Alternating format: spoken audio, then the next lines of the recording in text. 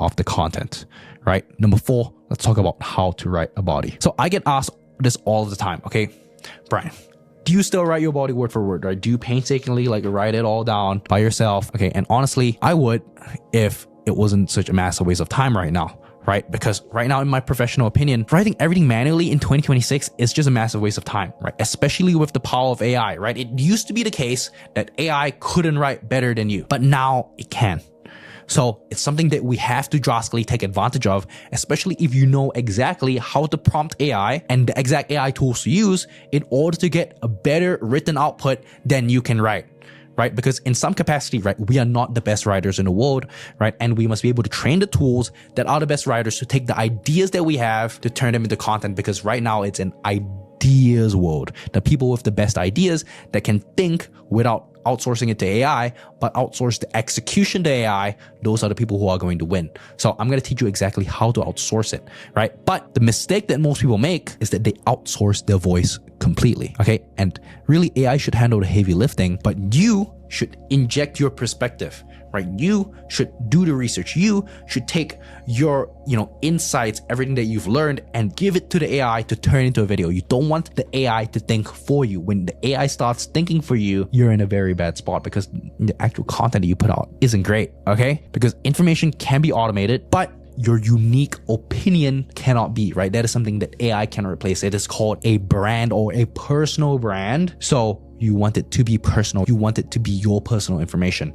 Anytime that I've written a full AI script and I've just fully delegated it to AI, let AI do the thinking for me, never has the content came out good, right? But when I give the AI my thinking, right, and I give it in such a way that it's easy to present, that I can give it to you guys just like this, when I put it into a presentation like this, those videos have always consistently performed the best. So this is what most people go out into, okay? They'll go out, they'll go to a coffee shop, start writing a script, but then they will hit a mental block. And really, this is the most common mistake of content, right? Most people will try to pull content out of thin air, right? They'll go ahead and start reading a bunch of stuff, go on Twitter, go and read articles, go and watch other YouTube videos to try and make content that way and pull it out of thin air. Or they'll spend hours trying to be original. They'll just sit down and they'll just ruminate on these ideas, and they end up focusing on the exact wrong things that make a good content, right?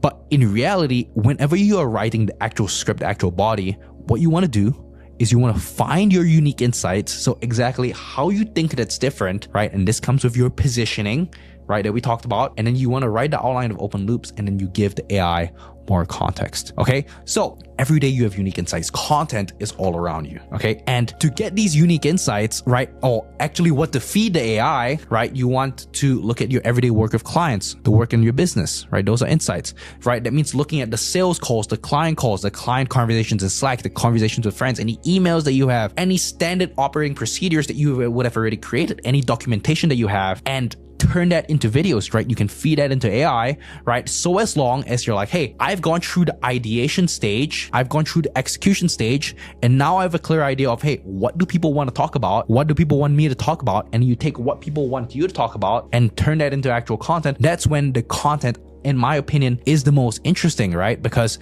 you don't go ahead and try to make content from thin air. You take the existing work that you've already done, which is the sales calls, client conversations, and Slack conversation, the friends, SOPs, documentation, any other research. Maybe it's books that you've read if you're writing a history script, right? Or maybe it's something that you talked about with your friend, and then you feed it into ChatGPT, and then you turn into this big essay that you can then feed into your script writing tool, right? So whatever it is, you want to look what's around you for inspiration and then turn that into content, right? And that is, that is under the presumption that you are actually doing work outside of content. The content is meant to supplement the existing business or the existing work that you have, right? And this goes the exact same if you're running faceless channels, right? If you're running like a branded channel, like a basketball channel, it's a compilation of, clips that you watch in basketball throughout the week, right? In that case, that is the things around you that you're like, hey, I can turn this into content.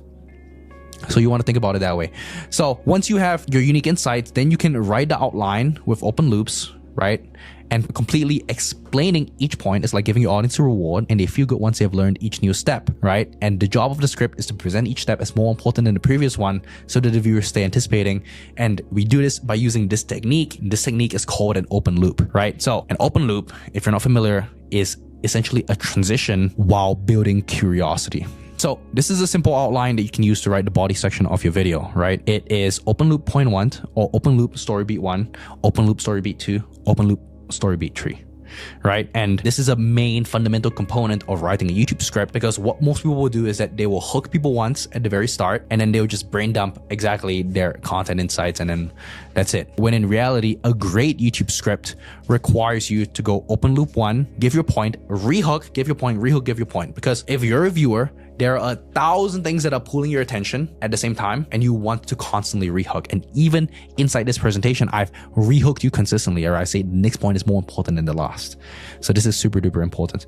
So example over here, okay? We then want to script out open loops, which are essentially transitions from one payoff to another. So if we script out, hey, the first step is the one that's by far the most important and yet also the most overlooked. And then you talk about point 1. So point 1, point 2, point 3 are essentially your unique insights, right? That we talked about in the last step. And then the open loop, but after coming up with video ideas, there's one thing that YouTubers will completely neglect and leave till the end of the video creation process, when in reality, it should actually be one of the first things that you do. And it gives point 2, and then point 3 open loop. This next step I'm about to share with you is perhaps the most disregarded step of them all, and yet is the one that drives the most results. And then it's point 3 scripting. Okay, so point 1, point 2, point 3, just like that. And then step number 3, right? Use AI to give it more context, right? So if you're an entertainment channel, right, there's tools out there like Perplexity that you can use, or Manus, in order to do this research for you, to really supplement your unique insights and kind of the open loops there. So you can use the AI for more context and for writing the script. So in terms of scripting the actual content, right, now that we have our unique insights, we kind of have an idea of the open loops. I always start with bullets, right? When you're scripting explanation for each point, you start off by writing bullets. So to write out bullets, you want to use this thing called presumptive questions, assumptive questions, okay? Ask yourself, what questions would a viewer